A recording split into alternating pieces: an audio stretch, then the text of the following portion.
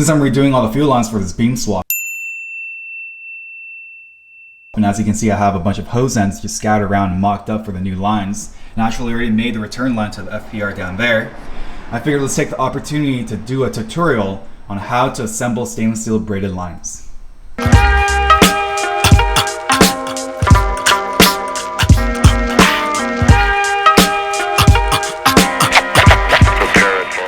So first, let's go over all the ingredients that you need to assemble some new fuel lines. You need the stainless steel braided hose itself, the appropriate AN hose ends like this one, a tool to cut the stainless steel braided hose like this cutoff wheel, or more preferably, a stainless steel braided hose cutter like this. Aluminum AN wrenches, or if you don't have one and you don't care about marring the finish too much, just use some steel standard wrenches. A pen, and some duct tape.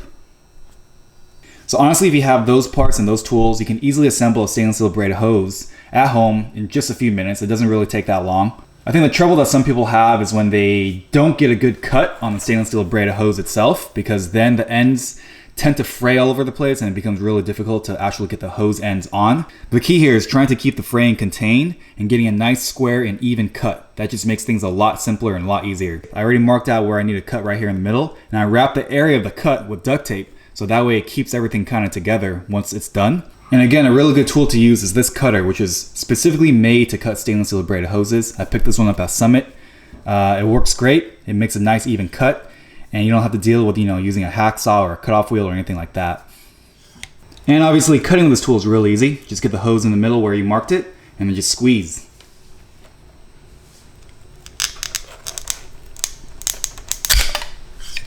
So you can see how the cut in made is nice and even, the fraying is minimal, but you can also see how the tool did compress the hose a bit. It's a little bit squished. It's more of an elliptical now than a circle.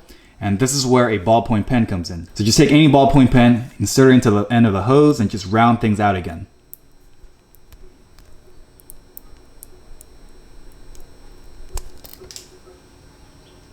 And by the way, the hose I'm using is actually a stainless steel Teflon or PTFE hose. And that means the inside lining here is actually lined with Teflon.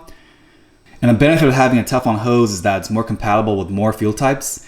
And the fuel that's being used here in California is especially corrosive. And I'm also trying to get away from that small scent of fuel that you sometimes smell when a car sits for too long, because some hoses actually weep a little bit of fuel through it. So hopefully a Teflon hose will keep things more contained and we won't get that weeping fuel scent. And because we're using a Teflon hose, the assembly process for the hose end is a little bit different, because these Teflon hose ends specifically come with this ferrule inside. So basically you have three pieces for the hose ends. You have this base collar, you have the ferrule, which is basically like a compression fitting, and then you have the hose end itself that inserts into the hose. So anyway, now that you have your cut, you can go ahead and take off your tape. In this case, I used Gorilla Tape, aka duct tape. And now comes the trickiest part of the process. You have to insert this brass ferrule. You can see how it's tapered. You want the smaller tapered end to go in between the stainless steel braided sheath on the outside and the actual rubber. And to do that, you basically have to start maneuvering this thing in between the stainless steel braided cover and try to get it in there. It sometimes helps to get a small screwdriver to work it underneath the sheath and give it more of an opening and basically undo what we worked so hard to keep tidy, but you do need a bit of a gap to be able to squeeze in that ferrule.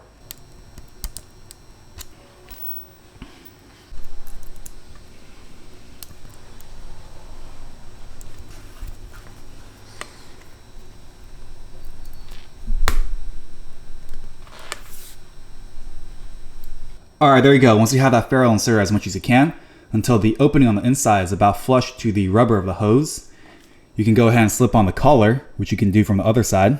And it's important to note that we can obviously insert this collar on this side because the hose is open, but if this side already has a hose end installed and you're trying to install the hose end on this side, make sure you slip on this collar first on this side before you even begin the assembly. Otherwise, you're not going to be able to do it. So the collar basically pulls up and squishes everything together. So now you go ahead and take your hose end and insert it all the way into this brass ferrule. Get it in as far as you can with your hands, and then you should be able to just start tightening it with the threads.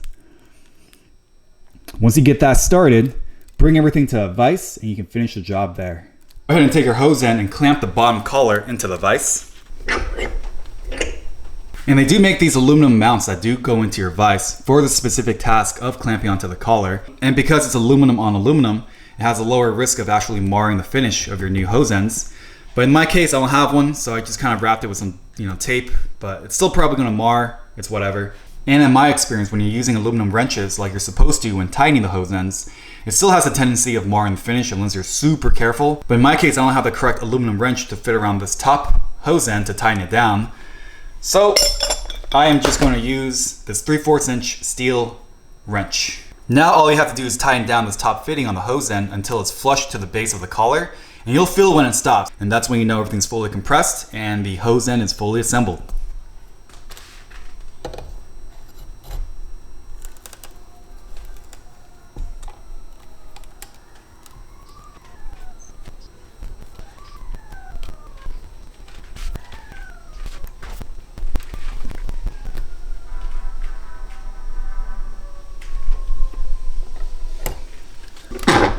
Alright, job done.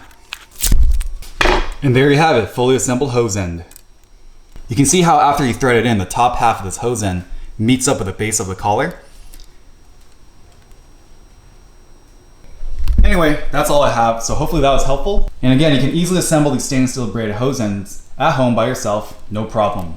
And if you're watching this channel, tune in as we keep things moving with this 86 build. And until next time, peace.